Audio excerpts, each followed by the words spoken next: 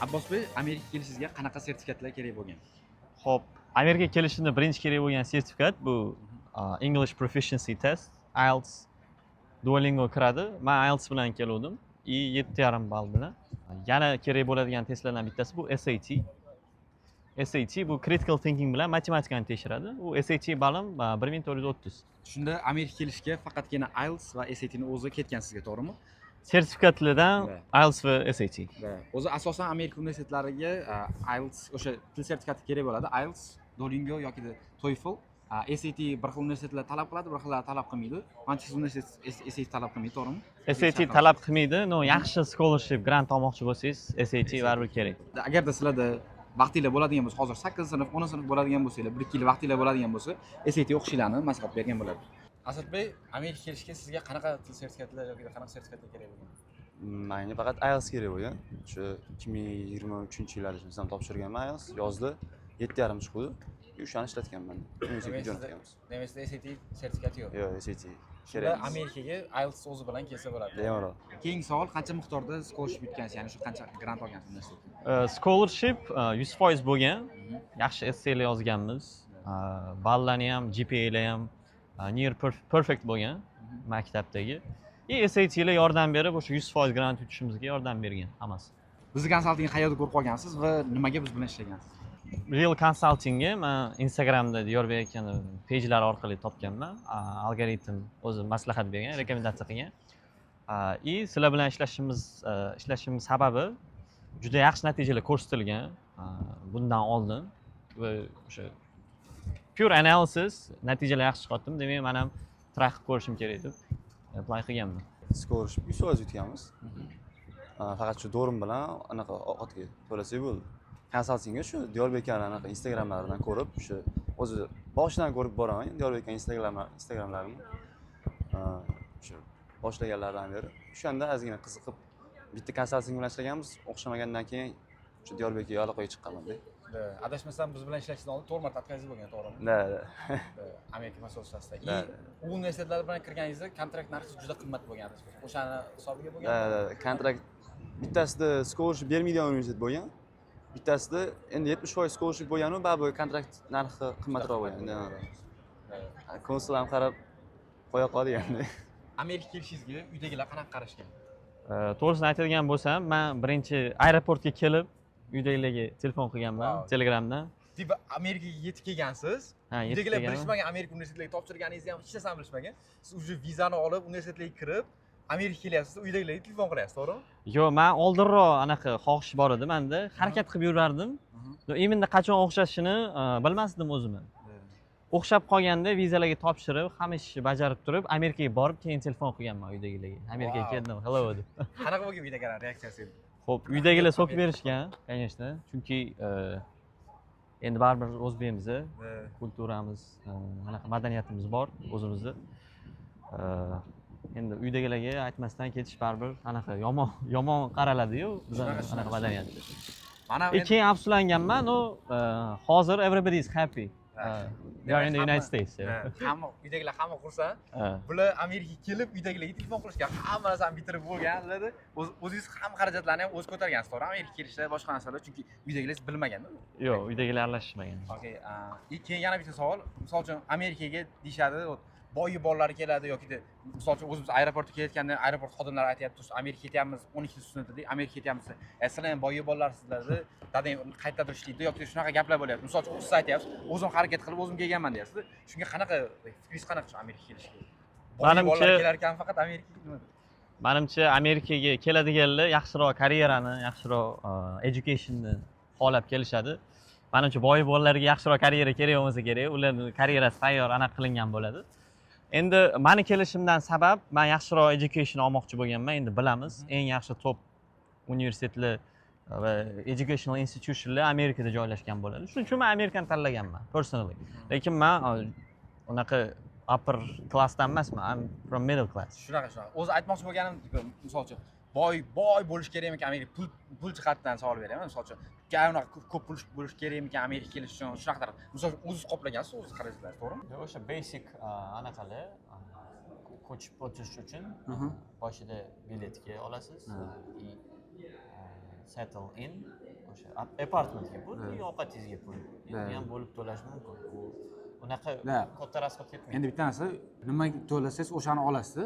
Bekorga sarflanmaydi pulga ketgan pulingiz. Misol uchun, u Amerikaga bilet olsangiz, demak uchib kelyapsiz yoki xarajatlaringiz, viza to'lovlar, shunaqa narsalar unaqa ko'p ketmaydi, lekin u har bitta tiyinigacha, ketgan sentigacha arziydi. Chunki bu yoqdagi imkoniyatlar, bu yoqdagi kelajak sizga ancha ko'zingizni ochib yuboradi. U endi bu narsa bemalol arzisa kerak, u ketgan xarajatlarga 1000 barobar deb o'ylayman. Yeah, American education is worth every penny.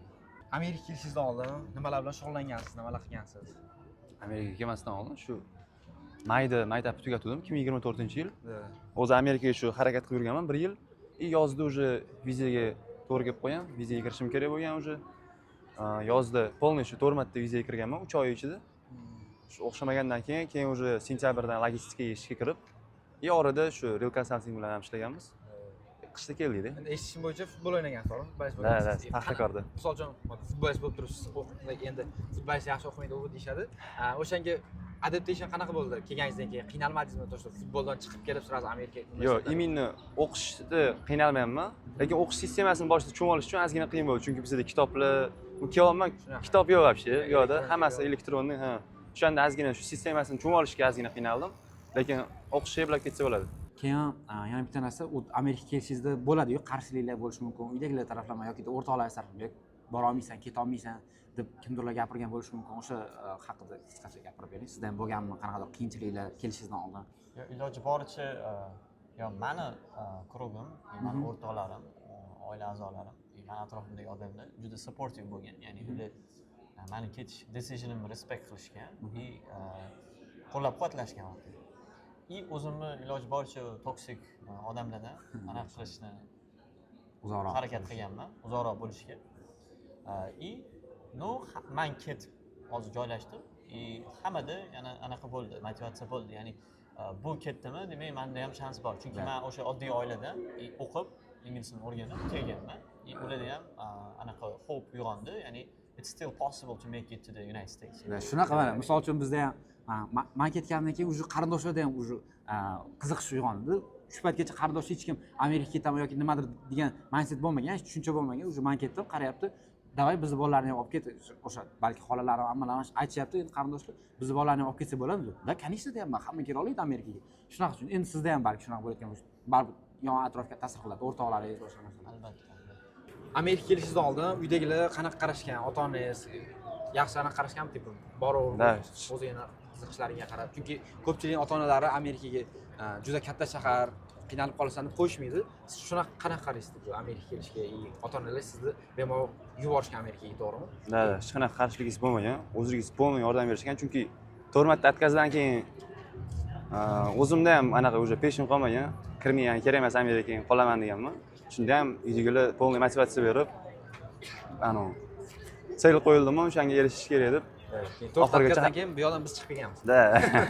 Universitetda hozir yo'nalishingiz qanaqa? Kelajakda bu sohada kim bo'lib chiqmoqchisiz? O'zi Amerikaga kelishdan maqsad nima bo'lgan? O'sha narsani haqida. Xo'p, hozir major business management. Hali kelajakda imенно qaysi kasb tanlashni точно o'ylab qo'yganim yo'q-da hali. Amerikaga qiziqish qayerdan boshlangan? O'zi nimaga Amerikaga qiziqib qolgansiz? Boshqa davlat emas. Nimaga o'zi Amerika qayerdan boshlangan? Ko'pchilik ingliz tilini o'qishdan boshlandi deydi. Sizda ham shu. Xo'p, ertaroq bizani opamiz o'rgatganlar angliyskiga. O'sha harflarni ko'rsatib, shunaqa bo'ladi deb. Keyin maktabda ham chuqurroq o'rganganmiz angliyskiga. Opam borib keluvdilar 2019-yilda Amerikaga. Chikagoga. Wow. Keyin o'sha paytda something like, downtown that looks something like this. Keyin I kind of fell in love. Keyin ko'proq Englishga exposure qildim. Qiziqdim o'zim har xil sohalarga. Hamma narsaga qiziqardim. Keyin menimcha qachon o'sha naучный statья o'qisam, doim amerikanskiy universitet chiqib keladi o'sha yerda. Reytingi baland bo'lishi shart emas. Top 500 talikda bo'lsa ham hammasida puli ko'p, resursga juda ko'p anaqa e'tibor beradi. Shunda menda interes uyg'ongan. Bular hamma o'rgangan konseptini research orqali apply qiladi anaqaga, dunyoga. Ya'ni yangicha innovatsiyalarni qiladi. Shuning uchun menda shunaqa joyda o'qish niyat bo'lgan. Shuning uchun Amerikaga anaqa uyg'ongan kelishga.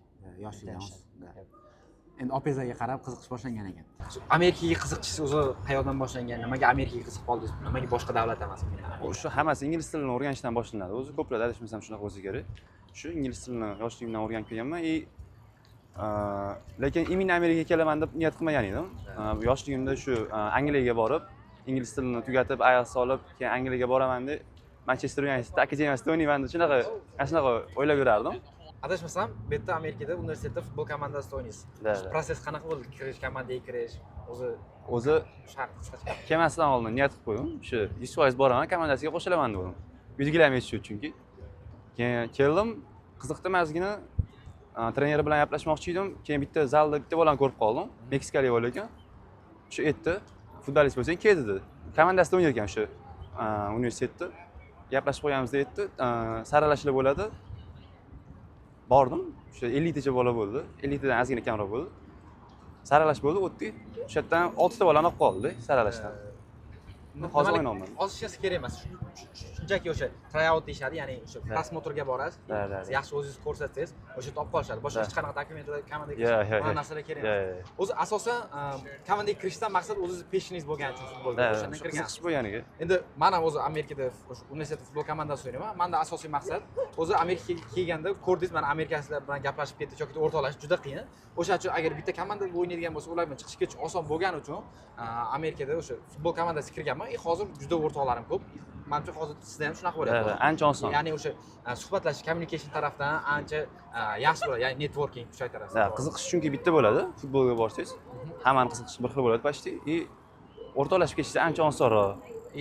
Yaqin boya gaplashganimizda aytdingiz, barbekyu ham qilmoqchimiz yaqinda deyapsiz. Har o'zi 2-3 haftada bir marta barbekyu qilib turishar ekan yig'ilib. Bunaqa trenerlar bilan. Bu juda zo'rda. Amerikaliklar bilan chiqishib ketishingiz, yangi cultureni o'rganishingiz bu bashi zo'r narsa. O'shaning uchun mana shunaqa Amerikaga kelganda bolalarga futbol bo'lmasa ham boshqa o'zlarining qiziqishlariga qo'shilishni maslahat berasiz, to'g'rimi? To'g'ri, introvert bo'lib yursa gaplashish ham qiyin bo'ladi, o'zi в общем ingliz shu odamlarni ham gapirayotganda tushunish qiyin bo'ladi. Bu yoqda introvert yuraversangiz, gapirmasangiz ancha depressiyaga ham. Agar introvert bo'lib kelsangiz, kelishdan foydasi ham bo'lmasa kerak. Endi introvert demaylik, o'sha bu yoqqa kelib ko'p gaplashmasangiz yoki odamlar bilan chiqishmasangiz, ular o'zlari bilan siz bilan chiqishmaydi. Juda kuchli depressiya so'kadi Amerikaga kelganda. O'shaning uchun mana shunaqa nima deydi, o'sha tadbirlarga qatnashish kerak ko'proq, o'sha futbol komanda bo'lishi mumkin yoki o'zingizlarning qiziqishlar bo'ladigan boshqa qaysidir sportlarga bemalol qo'shilsanglar bo'ladi. Deyarli Amerikada hamma sport turlarida komandalar bo'ladi. E'tibor juda kuchli sportga. Amaliyotga qo'llaydi bilimlarni deyapsiz-ku.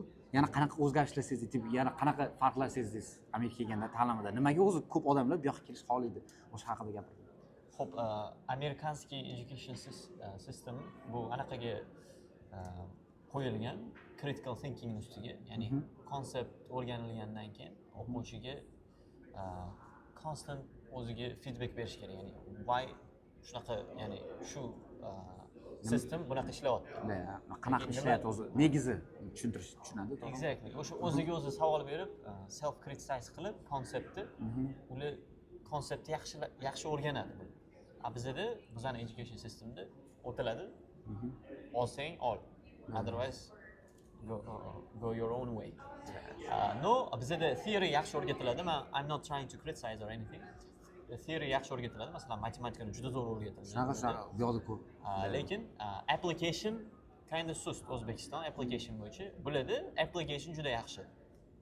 Application qanaqa? Ya'ni masalan matematikani biz hamma o'sha trigonometrik funksiyalar hamma kalkulus o'zingiz ham bilasiz, kalkulus ko'rsangiz uni o'rganganmiz xolos-da. Tepada hosilani olasan, pastga tushirasan, aniq qilasan. Oddiy algoritmik theory. Application, Amerikada applicationni masalan kecha ko'rdim, kalkulus darsida. Ma'lum bir marketing strategiyani product salesga qanchalik foyda keltirishini kalkulus modelda hisoblanadi. Ha, tajribalar bilan ko'rsatib berishadi, shuni O'sha to'g'rimi? bitta o'rgatadi shu kalkulusdagi teoriyani. Keyin yana sразу applicationni tushuntirib bergan. Amerikaga kelmoqchi bo'lgan yoshlarga, tengdoshlaringizga, o'zi Amerikaga o'qishga kelmoqchi bo'lganlarga qanaqa maslahat bergan bo'lardingiz? Birinchi maslahatim ingliz tilini yaxshilab o'rganish kerak, yaxshilab chuqur o'rganish kerak. Ikkinchisi matematikani juda yaxshi o'rganish kerak. Baribir O'zbekistonning teoriyasi muhim. O'zbekistonni yaxshi o'qib kelsangiz, chunki Amerikaga kelishingizda osonroq adaptatsiya bo'ladi academically. Uchinchisi to'g'ri consulting bilan ishlash. Bu savolga yagona javob real consulting. Sizlar mana shunaqa joylarga kelib o'qimoqchi bo'lsanglar, bu yerga kim bilan ishlashni bilasizlar? Albatta Real Consulting. Sizga rahmat, o'qishlaringizga omad, bro. Rahmat. Barchamiz Amerikada ko'rishguncha.